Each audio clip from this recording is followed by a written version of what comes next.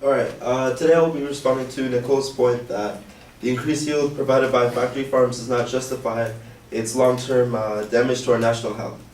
So my main point that I'm going to be trying to back is that the increased yield of factory farms versus the traditional farms greatly outweighs its negatives.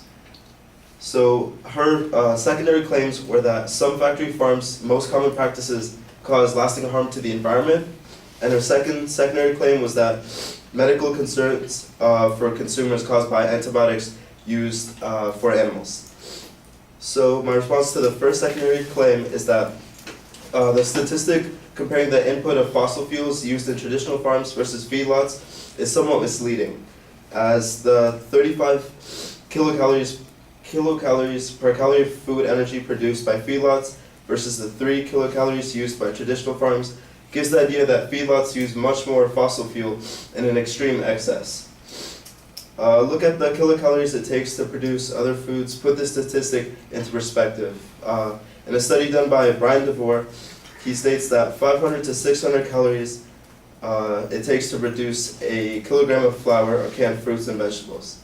And a kilogram of breakfast cereal takes up more than 15,000 calories when it's processed.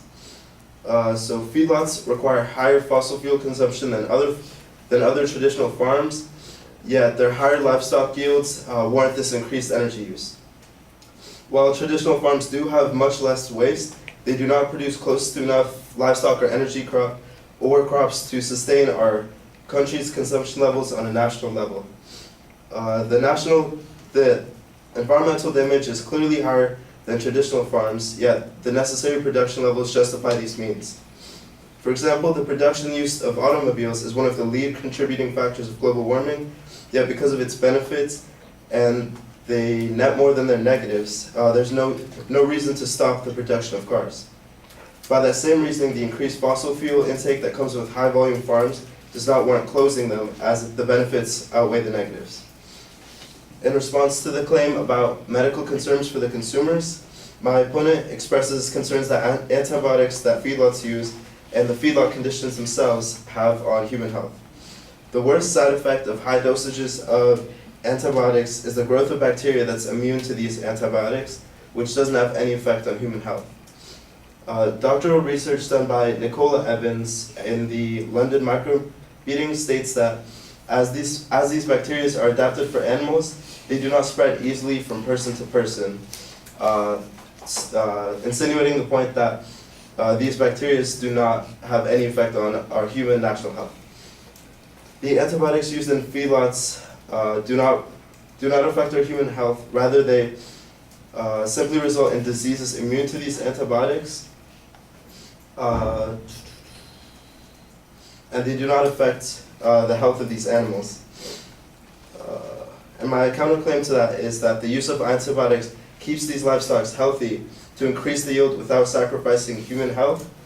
And because the effects of these antibiotics used in animals do not extend to the humans consuming them, the feedlots which use them do not provide a threat to our national health.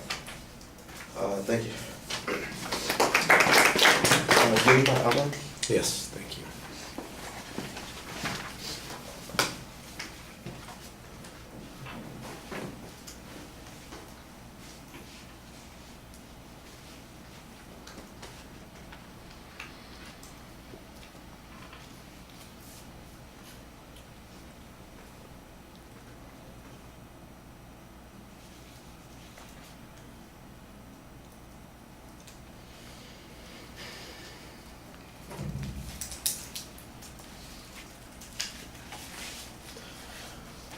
Well, I thought that you put the argument in perspective, suggesting that the benefits of factory farming do outweigh whatever the negative costs are, and that traditional farming doesn't provide us with adequate replacement on that. I thought that was fine.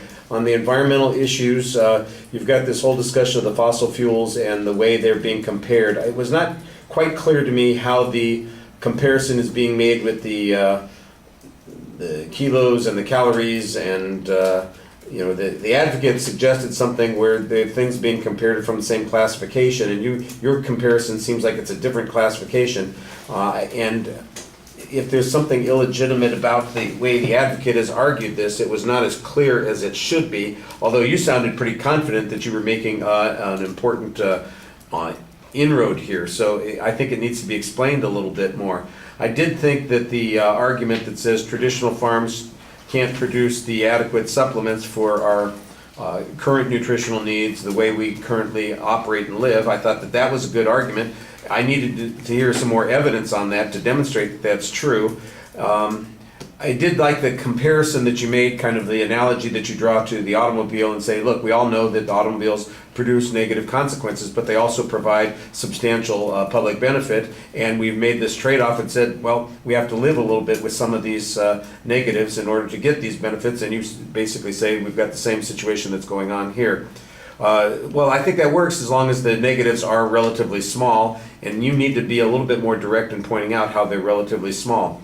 On the antibiotic or antibacterial issues, the antibiotics and the antibacteria, I guess, you have a pretty good explanation that suggests that the main problem that comes from the use of the antibiotics is that you get antibiotic-resistant bacteria, and then you suggest that that bacteria is never a threat to humans. I understand the argument that you're making there. It does sound like it might be a threat to some of the animals in those places. Your argument is, well, they are working efficiently currently to kind of help the animals and keep them healthy.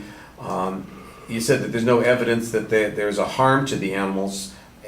Or, excuse me, you said there's no evidence, you said that there's no harm to the animals. I'm going, well, wait a second, you know, if they are subjected to these bacteria, it seems like there would be harms. If you're denying that any harm exists, it would be helpful if you had some information to support that. I don't remember what information the advocates presented.